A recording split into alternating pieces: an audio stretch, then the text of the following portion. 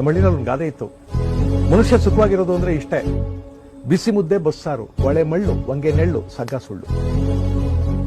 ಮನುಷ್ಯನಿಗೆ ಏನು ಅಂದ್ರೆ ಬಿಸಿ ಮುದ್ದೆ ಬಸ್ಸಾರು ಉಂಡ್ಬಿಡೋದು, ಒಳೆ ಮರಳು, ಅದ್ರ ಮೇಲೆ ಒಂದು ಹೊಂಗೆ ಮರದ ನೆರಳು, ಅದ್ರ ಕೆಳಗೆ ಕೈ ಕೊಟ್ಕೊಂಡು ಮಲಗಿದ್ರೆ ಸಗ್ಗ ಸುಳ್ಳು.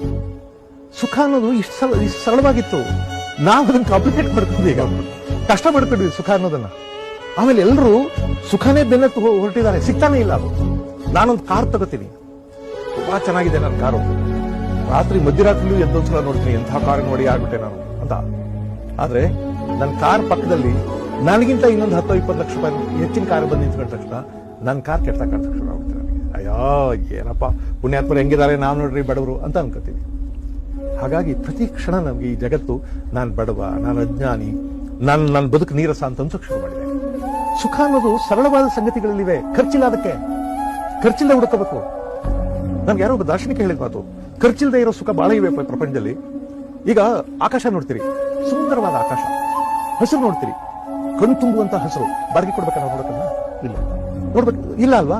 ನಮ್ ಪ್ರಾಬ್ಲಮ್ ಏನು ಅಂದ್ರೆ ನಂದಲ್ವಲ್ಲ ಅಂತ, ನನ್ನ ಹೆಸರಲ್ಲಿ ರಿಜಿಸ್ಟರ್ ಆಗಿಲ್ಲ ಅಂತ. ಸುಮ್ಮನೆ ನೋಡಿ, ಸಂತೋಷ ಅಂತ. ಸಮುದ್ರ ತೀರದಲ್ಲಿ ನಿಂತ್ಕೊಂಡು ಸಮುದ್ರ ನೋಡಿ, ಸಂತೋಷ ಅಂತ ಅನ್ಸುತ್ತೆ, ಬಾಡಿಗೆ ಕೊಡ್ಬೇಕಲ್ಲ, ಏನಿಲ್ಲ. ಅಥವಾ ಒಂದು ಎಳೆ ಮಗು ಆಟ ಆಡ್ತಾ ಇದೆ, ಅದು ನೋಡಿ ಸಂತೋಷ ಪಡೋದು.